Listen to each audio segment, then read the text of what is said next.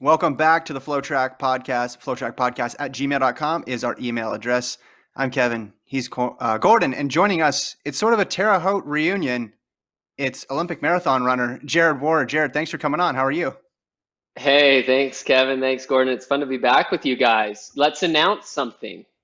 I would love to announce something. I'd love for there to be any event. But the problem is the one event that's going to happen, you're going to be in London Marathon coming up next Sunday, October 4th. We're a few days out. This is an unusual race, to say the least. How have your preparations been going? Well, it's been different, right? So I committed to this race 7 weeks ahead of gun day, ahead of race start. And so if this race goes well, I'm never training 16 weeks for a marathon ever again. It's Hey, just been different, I think I had a lot of speed this summer, and I had some really good speed, but my volume was probably 20 or 30% lower than normal for marathon training, maybe 40% lower. And so I've just had volume for a few weeks, and now I'm tapering. So we'll see what happens. what exactly was your knowledge intake about this race? Because obviously you weren't thinking London Marathon like in the summer or even in the spring. So what did you know about the race before you agreed to participate in it? Just a little bit before, I'd committed to run the New York Marathon this fall, shortly after the trials, and was excited about that. And then it got canceled, and there was this kind of limbo where we were wondering, is London going to be canceled? Is this showdown between Bekele and Kipchoge going to happen?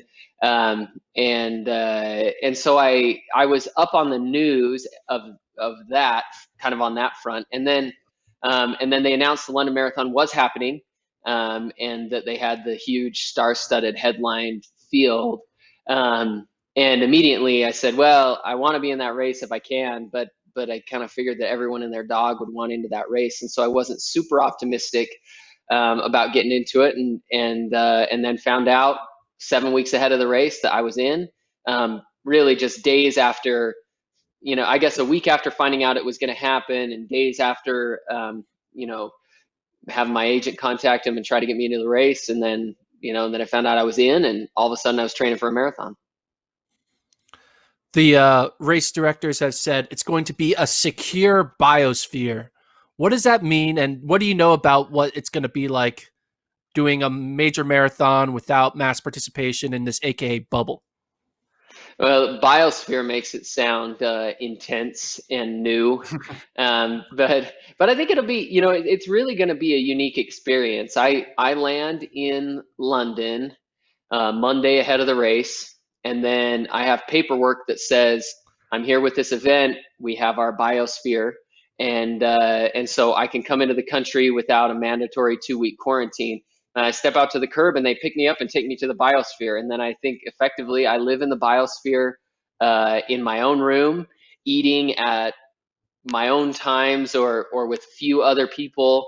Workout times are slated in the gym for limited times. It's a 40-acre property, and so I don't really know what that means in terms of ability to run outside or space to run outside. But I hope a little bit of running outside. But it really seems to me like this is going to be kind of a solo 5 or 6 day experience, rounding out my taper, and then they drive us to the course. We run, they drive us back to the bubble. We sleep one more night, and they drive us back to the airport. So I think it's gonna be unique in a number of ways, and certainly fun to be a part of on that front, in terms of this being kind of a piece of history to me. But there are a lot of things that are going to be the same. They have the star-studded field, maybe not as deep as the London Marathon normally is, because they just don't have as many numbers on the men's and women's side, but certainly top talent in the race. And so on one hand, it's going to be just like another marathon course, maybe a few more loops.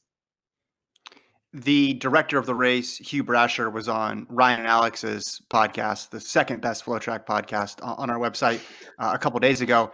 And he was talking about the Bluetooth technology that would be used to essentially track your movements while you're in the secure biosphere.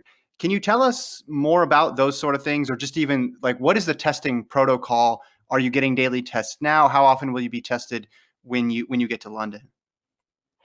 Yeah, so that's the first that I've heard directly about this Bluetooth experience and bumping into each other, trying to make sure that they can track where everyone's at. It's clever, and I've been impressed with apps that have been able to do that in terms of campus experiences, BYU and things like that. I've just been teaching at home, and these last few weeks, as I've really started to get excited about this race, I've made an extra effort on a personal interest level to stay safe because I really want to be a part of this race, and I'd hate to have a positive test take that away at this point where the training is the training for this race is done and I'm into my taper and excited about it. There certainly is a lot of testing. I got a test 2 days ago. I meet with a doctor tomorrow to discuss the result of that test, and he has to sign off on the negative results presumably, and do a checkup to make sure that I'm also not showing symptoms that he's concerned about. And then he signs off on that, sends it to the London Marathon. And then I get on a plane on Sunday. I land on Monday. I'm tested again on Monday. And then I think I'm tested again midweek at some point. And then we're all tested on Saturday before the race Sunday. And so a minimum of 4 tests, and then probably one more once I come back into the US after from traveling abroad. So probably a minimum of 5 tests, and they said, maybe more, and they can test this. We sign away our I don't know if rights is the right word, but we sign away our rights to being able to be tested for COVID, just like we sign away our rights to being willing to be tested for performance enhancing substances. And it's probably going to be a week long of testing. It'll be the London equivalent of USADA knocking on the door in the morning for a urine sample or for some blood, and then it's going to be the COVID testing crew in the evening coming for nasal swabs or saliva or whatever they're testing. So it's going to be a lot of testing. So no family, obviously, with you. I'm assuming you can't leave the property. What are you going to be doing while you're there? Have you thought about ways to pass the time? Because 6 days is a while by yourself. It is a while, and I'm used to 4 kids running circles around me anytime I don't have my office door locked for for work like this. And so it is going to be different. And my wife with big eyes was like, "What are you good? Are you gonna like watch movies while you're in there?" And and then she's like, "Well, I want to come. I want to come watch movies." And she's going to be at home wrestling 4 kids. And so I don't know. I guess I'll see what's on the Netflix of the UK. I think it's like different. It'd be a little bit different, and so maybe I'll be catching up on some Netflix. I'm going to bring a handful of books. I've been in the middle of Marathon Man, the Bill Rogers book, and I'm going to finish that and hopefully a few other books. And I don't know what I'm going to be doing. I think I have the potential to be more rested for this race than any race in recent history. Looking specifically at the race itself, do you what pace are you looking to be a part of? Like, what pace group are you going to be in, and just like what's your overall like goals, like running wise? Well, it'll be interesting to see if the pace groups kind of hold out as we get close to the race. It seems like a lot of times there's tweaking on what the pace groups will be like as we get closer to the race and as people get down to the nitty gritty details of what they feel like they're able to run. But originally they talked about a pacer at 2:08, 2:09 pace, and I'd love to be on that train. It's been a modified, shortened build up, but this London course, if weather holds out, has the potential to be the fastest marathon course that I've ever run on. And so I want to take advantage of that. And And despite maybe not having the perfect 12-week build, I've had some good workouts towards the end of this build. I think I'll be a little bit more rested. I think one issue as I've looked back at the trials is that I was probably just a little bit cooked. I went in thinking, hey, I'm in the best shape of my life. I've done A, B, C, D, E, and F all the way through this training, and it's been really good. But I don't know that I was really able in a taper to rest up for that course and to be ready for those hills and things. And I don't think that'll be a problem this time. There's maybe an issue of being undertrained, but I'm healthy and I'm certainly not overtrained, and hopefully will be on the fastest course I've ever been on. And so I'm optimistic to go in there and PR. And I think that really has been my focus over the last few weeks is, okay, can I lock 209 pace, or can I lock 208 or 207 pace? And are these paces unrealistic to go out and try at? But I want to be in a group. If there's a group kind of in that range, call it 207 to 209. And I plan to be, if there is a group, a little bit assertive and go out at a pace that is going to make me smile if I'm able to hold on to it.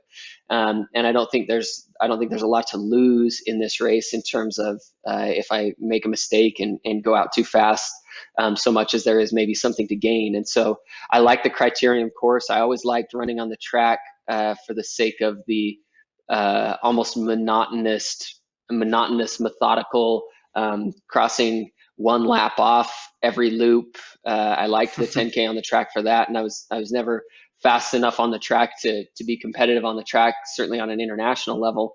But I liked that aspect of the track, and so when I imagine myself on this London course, it's motivating to think about having 20 loops and to get in there and to cross 5 loops off and then 10 loops and then start hitting things 1 loop at a time and trying to maintain pace 1 loop at a time.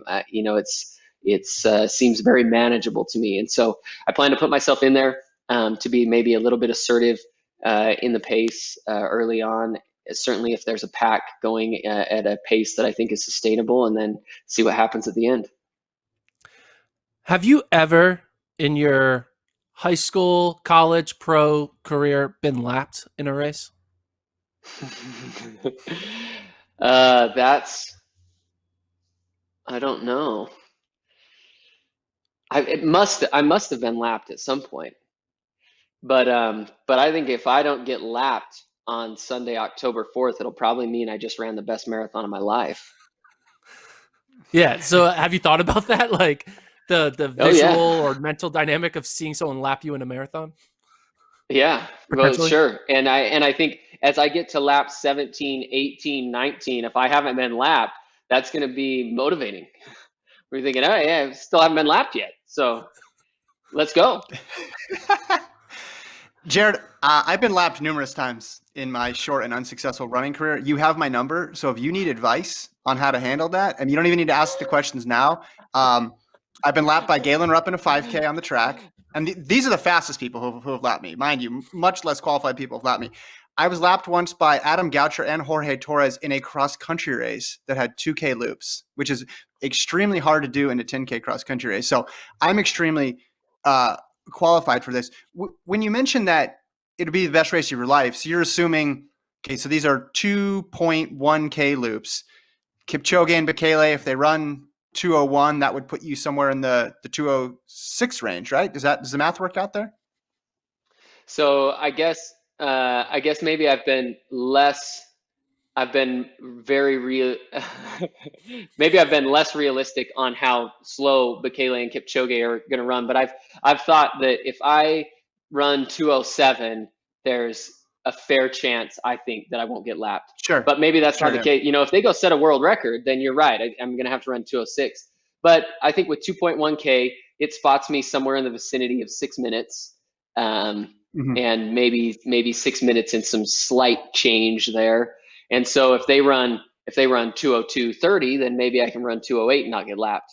But if they're going to run 2 flat or 201 low, I'm going to have to be very close to 206 to not get lapped. So what are you telling me that my aspirations to not get lapped are lofty? I'm not sure how the course. look, again, I'm the lapped expert. Here's one thing you have to factor in. Sometimes the loops aren't even, right? There might be a longer finishing straight and you'll turn off sooner. So it's not so much that you need to be a set amount of time ahead at what their endpoint is. This is how I narrowly escaped getting lapped twice by Galen Rupp in a race, was I just kind of put on that little surge in that last spot. So yeah, I'm not sure how the course. I'm not sure how the course exactly breaks down in terms of when you peel off. But Well, would that be ordinarily, kind of fun if they came up on me and lapped me or were about to lap me? What if I just ran with them for a little bit? Like, hey, Cross the let finish me take line. the pace. Let me take the pace for 200 meters. I'm gonna yeah. tuck Okay, in so tuck in behind me. that was going to be my one word of warning. Don't do that. It seems really good on paper, and then when they leave, it's not good. But usually, what happens here is you feel like, when you're in the ocean and you feel kind of a current coming behind you, but it's not there yet. When you're getting lapped, that's sort of how you feel with the crowd. But there's no crowd, so I don't in this race. So I don't know what the feeling would be like. Granted, there'll probably be a car with a big clock, and there'll be some commotion around you. But just having that sense and that pull may not be the same as it would be in a non-secure biosphere race. So you're saying the pull of getting lapped is energizing because as Yes. the runner goes past, there's some crowd energy. Interesting. Yeah, it's tempting. It's very tempting Yeah, to well, I'll get try. to get. Yeah, okay. I'll try to imagine that. Maybe that'll help. I mean, I what do I you just think want to is see like a finish line sprint between Bekele Kipchoge. They're running like two out. They're running like two flat, and Jared Ward right there in the middle, just like a V-shaped formation, and that's like the photo that is in the history books forever. And you'll be really proud of it. Like, hey, I went on and ran 2:05 that day, and you'll be like, this is the greatest day of my life. And you're That's just right. like in I that broke the photo. American record. They yeah? they broke the world record. I broke the American record. What you whenever you're in a race, people always talk about, you have your doctorate in pacing, and pacing, and you break down these races to a scientific level. What sort of things do factor into running 18 loops of a course? Not just the physical structure of the course, where obviously that means there's going to be some turns, but like the mental component. Is there a way to break it down, or to master that side of it? Or is there things you're doing to sort of mimic that or practice it? Because this is such a unique scenario for a marathon to have 19 loops. Yeah, I think maybe in some ways, but in some sense, it's still 26.2 miles, and that's a long time to stay focused regardless. And so Mhm. I think a regular marathon can be a good mental prep for a looped course marathon, and vice versa. And I've always treated my focus, my mental energy for the marathon like a funnel. So the focus starts out very broad. On the start line, I'm thinking about the crowd and the noise and the people that I'm racing against, or about my fluids. And as the race goes on, I slowly kind of funnel that focus. So again, mile 5, mile 10, I'm thinking, okay, get to my next water bottle. How much have I fueled? Have I fueled enough? How does my body feel? Is this cadence sustainable? Things like that. Then I get to half marathon and I start listening to the breathing of the people around me and thinking, okay, are these guys ready to go for another half marathon? Are these guys on the verge of popping? And start to gauge the pack that I'm running in and the people around me. And that's where my competitive fire starts to be lit. I would say is around halfway. I get a halfway split. I can start imagining what I have to do over the second half to run the time that I'm excited about, or counting up the number of people that are around me and ahead of me for the finish that I'm excited about, and start to kind of make a race plan from there based on how I feel. And that funnels my energy. And then I'm getting to mile 18 or to 30K, or to mile 20 or 21 or to 35K, trying to think, stay relaxed, keep in this rhythm before I pull out all the stops and say, okay, it's time to race. It's time to focus. It's time to run 1 mile at a time or 1/2 mile at a time, get a little bit gritty. And I think that way I save a little bit of my mental gas tank. And I like the idea. I mean, we can talk in 2 weeks about London after the fact, and I can tell you if this still holds true on a 20 loop marathon course. But I like the idea, at least, of 20 laps, because I can say, okay, let's get through 10 laps, and that's about halfway. And so let's just kind of try to shut off, try to get into a rhythm, try to enjoy crossing off 1 lap at a time and get to 10 laps. And then I can start biting off chunks. Let's see if I can get 3 more laps at this pace in, or 2 more laps, or, and kind of cross things off 1 lap. And I think when I get tired, just like running, in a marathon, I say, okay, the next mile, let's get from mile 20 to 21 and just hold this pace for 1 more mile. I think on this course, it's going to be very easy to say, let's go for 6.5 more minutes and get 1 more lap in, and just focus on that. And so I hope that the lapped course kind of lends itself to this kind of natural focus funnel mentality that I have kind of embraced for the marathon. One thing I think about this unique situation that London is doing is that it may actually be a blueprint for a potential new way to hold marathons.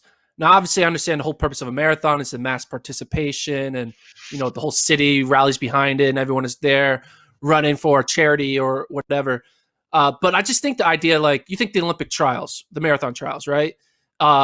It's like 200 athletes all there with that same goal, and it's not really a mass participation race. But to watch it, like, in person, you really only get to see a few spots, right? Because it's all across the city. Like, imagine Olympic trials that was a 2K loop. The way that you could get a big crowd around you to constantly, your coach is there like every 2K screaming at you. Do you think that would be a potential unique marathon trials experience if it was a 2K loop?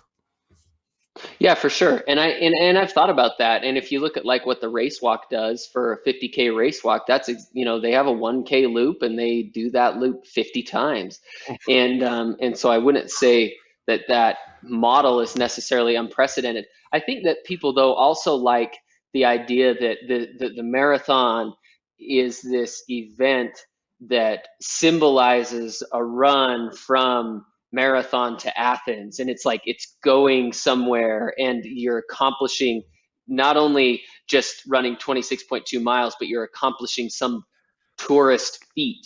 And also that these host cities and these, whether it's Atlanta for the trials, or whether it's Tokyo or Sapporo for the Olympics, they want to showcase their city. And so there's certain memorials or things that are important to the city that they want the race to go by in effort to have the marathon that showcases their city. So, I think you're right, and I think we don't have a lot of data. I'm a data guy. We don't have a lot of data on what these courses are like in terms of people watching it, and in terms of athletes, and do we like it, do we hate it, and I think it will be interesting to see what comes out of this London race, and if that is a model that's sustainable and enjoyable, because there certainly are advantages to it. Like, I just think it would be cool to see like a battle up front 20 times without having to get up. You can just be drinking a beer and get to see the leaders race each other 20 different times. I don't know. I just think it would be kind of like cool. A horse race. A horse race. Yeah. Put it on a horse track, right? This race, from a spectator perspective, feels like a bonus, because we had all written off this year because everything gets canceled, and then even the events that had been canceled, the makeup dates got canceled, and then we were just used to getting everything scratched off the calendar.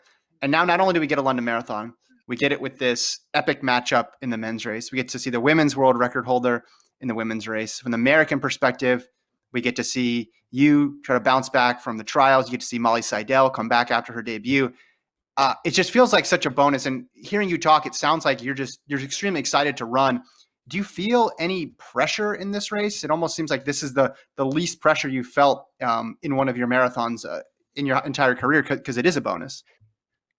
Yeah, it feels like a bonus. And I would say there is low pressure. It seems like there's only opportunity to be gained. If I go out to London and run a terrible race, then I come home and say, well, it was a 7-week buildup. It was a COVID quarantined experience. This was a wacky case. And I don't think that there's anything lost because of it. But it also presents an opportunity to go run on, like I say, probably the fastest marathon course that I've ever had a chance to race on. And so I do feel like it's all opportunity. And I feel a lot more gratitude for the chance to race now than I did 6 or 8 months ago. When I was finally able to stomach and processed the Olympic trials, one of the first feelings that I had was gratitude for the experience that I'd had in 2016, when maybe I wasn't supposed to make the team, but I ended up making it, because I was taking for granted the position that I felt like I was in going into 2020. And so I felt grateful, and that gratitude, for just a race has been a prevalent feeling through COVID for any race. When I raced Jake Riley for a virtual 5K on the 4th of July, that was fun. And I don't know the last time that I had been so grateful for a road 5K race, and it was a virtual 5K race where the person I was racing against was 500 miles away. And so I think many of us hopefully are taking a little bit less for granted the opportunity to race. And I think, man, I don't know how long COVID is going to have our world in a vice, but it might be a while. And I'm very excited to have an opportunity to run in a quality field at a quality race. I've dreamed of running the London Marathon, and this is a different London Marathon in some sense, but it's the same London Marathon in some sense. We still have Kipchoge and Bekele and Bridget Kosgei up front, and we're still in London. And so I think this, while this is different and unique, it's also been put into perspective how amazing it is to have a race, and it's still the London Marathon. So there's a lot to be excited about. There's no data to back this up, but 10 years of covering the sport. Then don't even say it. I've probably asked you this before. But it seems like there's an inverse relationship between when people say they're coming off of their best training block of their life and how well they perform in the marathon. And then on the flip side, you have people who, and maybe it's just they look at things in it from a different perspective. They run well and they say, well, yeah, I didn't think I was capable of that at all. Like Molly before Olympic trials, right? Her goal was top 10 or something. Like she kind of signed up on a lark to do it, and she makes the team. I mean, do you feel that that's true? Just not just with you, but other marathoners that you talk to, that sometimes the best buildups don't yield the best marathons. For sure. It does seem, I would argue that there probably is data to back that up. Someone just needs to compile all of it. Because, I think of reading a blog that Dathan Ritzenheim wrote, where he talked about the build into every marathon that he had and the result from the marathon. And it very much seemed like it at best that it was random in terms of the good marathons from the bad marathons correlated with the builds that he thought was the best, and maybe, like you're saying, an inverse relationship. I texted Meb right after the Olympic trials and thanked him for some support out there on the course and for talking to me before the race. And frankly, he's been a mentor through builds and things like that, and just said, hey, thanks for the support. Sorry, this is a tough one. And I said, I think I texted even just something along the lines of, have you ever had a marathon where you were so sure it was going to be the best marathon of your life, and then it just didn't go well? And he said, '08 trials, hands down. He said, I was the fittest I'd ever been going into the '08 trials, and that was the 1 year in his career that he didn't make an Olympic team. And so there does seem to be something there, and I don't know if that has to deal with being rested for the marathon, or if there's some sort of mental burnout, or if it's just this perception of fatigue. And when you think you're in the best shape of your life, the race is supposed to feel good. And then you get out there and are reminded that it doesn't feel good, then that's more of a shock to your system than the race where you go into, like I did. I went into 2018 New York City, having pulled my hamstring twice that year, and really having had 6 weeks of running after a full September off with very low expectations. I went into the race thinking David Monti has said, hey, if you can only run halfway, still come and run. So I was on the start line thinking, okay, I'm going to run at least halfway and we'll see what happens. And then I just ran it 1 mile at a time, and I ended up running 2:12 there, but finished sixth, and was pretty happy with the result. And I think there might be, maybe it's this perception. Like I was in that race, like I was laying in bed the night before that race thinking, this is going to hurt. This is going to hurt because I'm not fit and I'm still going to be trying to run a marathon. And so I think maybe there's something to that mentality in terms of perception of fatigue and the reality of what it feels like, that becomes a self-fulfilling prophecy. And when you're in a race thinking, man, this is going to hurt, and then it hurts but a little less than you thought it was going to, then you think you feel good. And when the inverse happens, then that can be crippling. And so I don't know, I agree. And I've thought about this kind of phenomenon that you mentioned a number of times, and I don't know what causes it, if it's just sheer overtraining and fatigue, or if there's some sort of mental perception of effort that affects how we perform. But I think there is something to that, and so that's but I have to, you have to remember that I'm still running a marathon. I have to remember that I'm still running a marathon. So despite maybe some data that says, hey, actually I'm undertrained, so maybe that means I'll run better, I think I still have to get on the start line and think, okay, this might hurt more than normal because I'm not quite as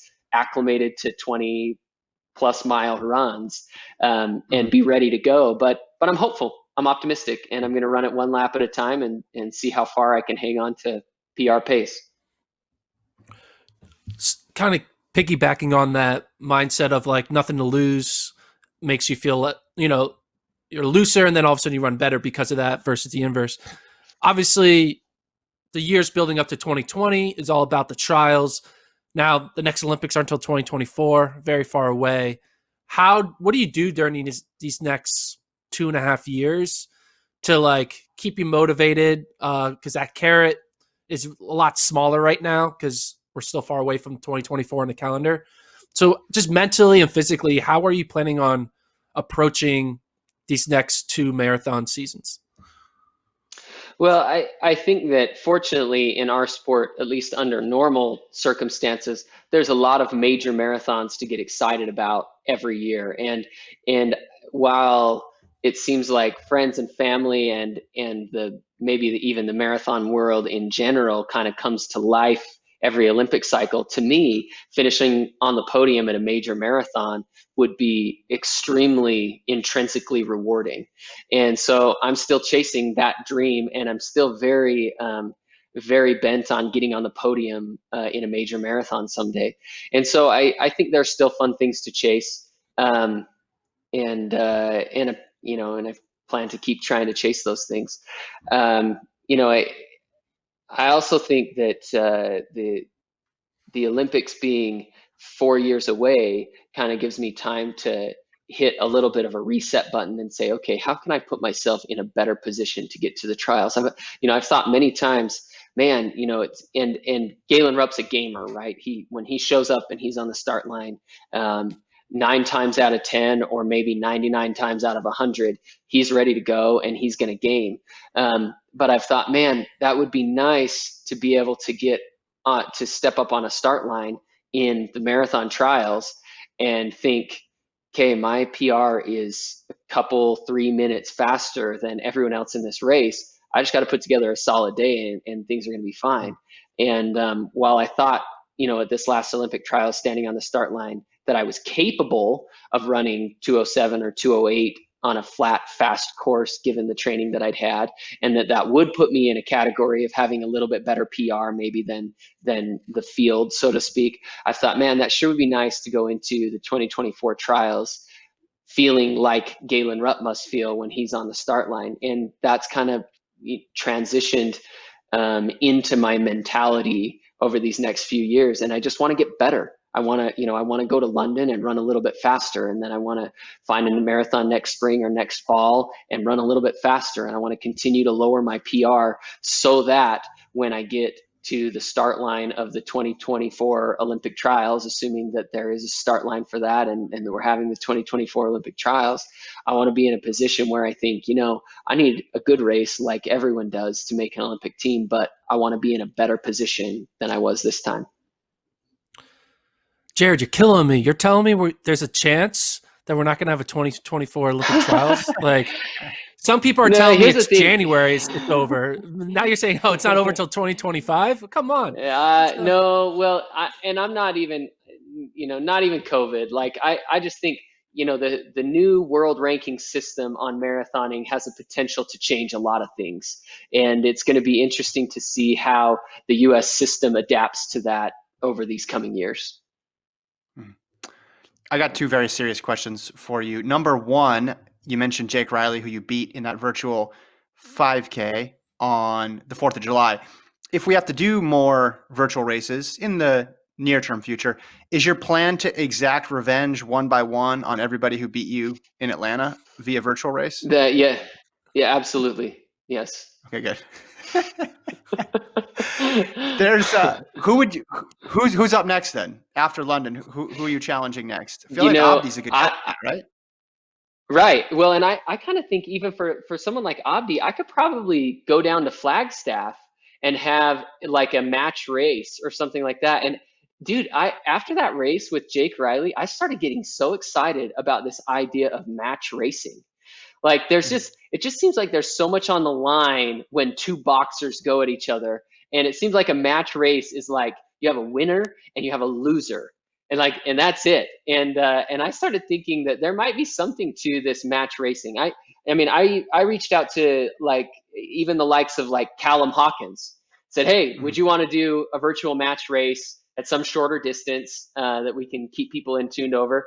And he seemed to have some interest in that. You know, he said, "Oh, I got to get healthy and get fit again and whatever." But I think there might be a place for that. You know, I want to race Callum Hawkins and I want to race Abdi and I want to race Scott Fauble and I would love to race Galen Rupp in anything virtually and just to be in a race and to have Mhm. that experience of interacting a little bit and having fun with it. I want to race Legat in an 8K on the road or something. You know what? Whatever. I want to race these guys, and I've thought, man, these match races could be a super fun way to do that.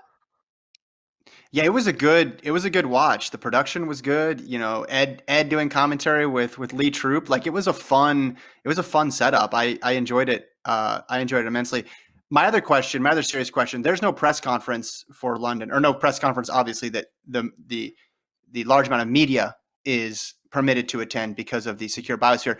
So can we just get you to say something controversial about Bekele and Kipchoge? Maybe something like you know, they say this is a two-person race, but really it's three, something like that, just so we can clip it out and put it on social media. Oh man, you guys want you want a let's run comment. I got to come up with a good one. Maybe do it Maybe while I'll have to think squatting. about. Yeah. Hey, Bekele, can you squat 320? You know, For those of you not better watching and who better are put some listening, better put some distance on me before that finishing kick because I got some power. what's it like to race against? I mean, when you were growing up in the sport, Bekele was obviously the guy. I mean, what's it like being in a race with him, and not even like any race for him? This could be one of the defining races of his career. What's that like? It's fun, and I feel super honored to share the start line. Um, and You know, I look up to these guys a lot. I remember Erica. So my wife was giving me a hard time in New York a couple years ago when we were there for the marathon. It was the night before the race, and we were in the elite suite or wherever it was eating our meal, and Kipchoge walked in. And I was kind of like, it was kind of like one of those drop your fork kind of moments where I was like, that's Elliot Kipchoge. And Erica's like, what? And I was like, that's Kipchoge. And she's like, well, go shake his hand. And I was like, nah, I don't think so. And it's interesting.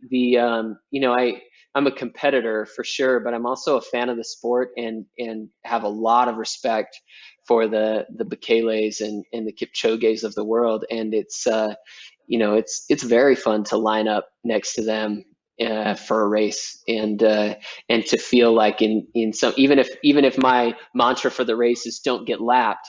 I'm still sharing a start line and a finish line with them, and it's fun. It's fun. Hey, Jared, if you time it right, you could have the best view of a historic race. Just make sure you get lapped at the exact moment when they cross the finish line. Yeah, I think to time that, I just need to run as fast as I can. Maybe I need to treat it like an 18 or 19 lap race. Um, just get there. What's the feeling amongst other elite runners about Kipchoge? Is he seen as separate? Is he seen as mortal? No, I don't think so. He's so consistent. And Bekele's run 2:01:41, right? And missed Kipchoge's world record by 2 seconds, but Kipchoge wins the race every time. And it seems like every time that the weather's good and he's going after something amazing, whether it's breaking two in an INOS challenge or whether it's going for the world record on the open road, he's going to be right there doing it. And it's just like, aside from Guy Adula pulling away for a little while in one race and then Kipchoge kind of coming back, there's just no image of Kipchoge being broken. It's like he can't be broken. And so, no, I don't think, I do feel like Kipchoge kind of has this, this Michael Jordan-esque aura over him when he's running. And I think we all see him as, we're maybe competing against him for many of us in the world, or some of us are competing against him to not get lapped, but we also are looking at him and respecting who he is and what he's doing, and the incredible marathon talent that he is, and the psyche. He's so consistent. So no, I don't think we look at Kipchoge like he's just another runner. I think it's clear to me that his perception among elite athletes is that he's the greatest of all time. Mm-hmm. That's refreshing. Can you say we because usually...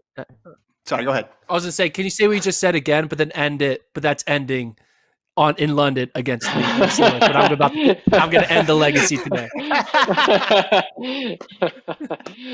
Unless our lap counters miscount laps. And call him a coward for not racing you in a virtual 5K. That's what you're gonna do. Maybe that's what I'll do. I'll approach him on the start line, 15 minutes before the start of the race. I'll say, "Hey, Kipchoge, I've been doing some of these virtual match races. Would you be interested?" I love it. Your mind. I'll do it if you don't let me lap. If I don't lap you, that's what he'll say. I'll do it if I don't lap you. That's right. Yeah. How do you explain to like the layperson how good he is? Not just with the times, but with this win streak that's gone on for so many years in a race that's so hard to be that consistent. How do you explain or put that into words to non-running people?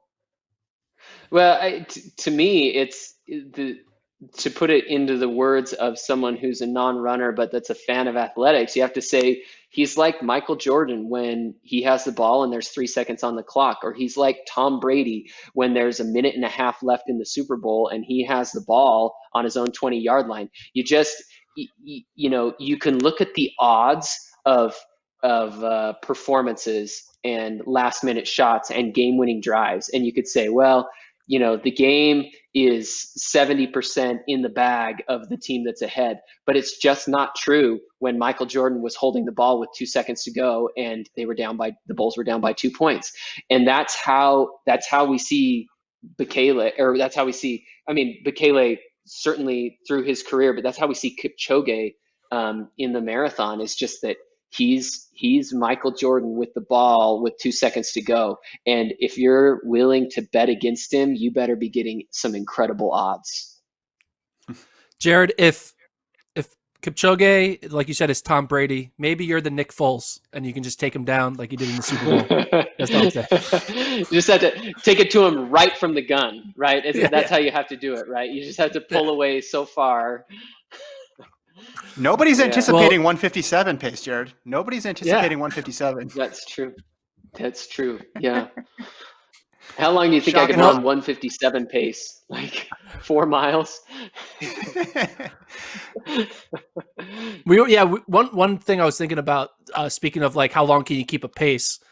How long do you think you could run 2-hour marathon pace for? Oh, like, have you ever 2-hour marathon pace? Is that 4:36s or something like that? Mm-hmm. Man, maybe 8 miles, maybe. I don't know. There you go. It just shows how it's Yeah. just like crazy to like put it in perspective. Like, well, Right. they did that for 26 Well, right. miles. Yeah. So I finished, so in the last Olympic cycle in 2016, Kipchoge wins gold. I finished sixth, right? But if Kipchoge is going all out for a marathon, I can maybe keep up with him for a third of it. I guess that's perspective. Yeah, that's crazy. Yeah. Yeah. And you guys have Well, the same Jared- occupation. That's crazy. That's right. It's crazy. We appreciate you taking the time to be on our podcast. The best you chose our podcast over the Ryan and Alex podcast, and we appreciate you for that forever. We're always going to be in debt to you. But best of luck, man. So you fly out on Sunday? Fly out Sunday. All right. Well, enjoy your lockdown in London. Watch lots of Netflix and movies, read lots of books, and we'll see you going up against Bekele and Kipchoge on, was it Sunday, October 4th? Is that when it is? Sunday, Yeah. October So- 4th. Hashtag don't get lapped. Hashtag don't get lapped. There you go. You heard it here first. Thanks a lot, Jared. I appreciate your time. Hey, thank you guys. Good to chat.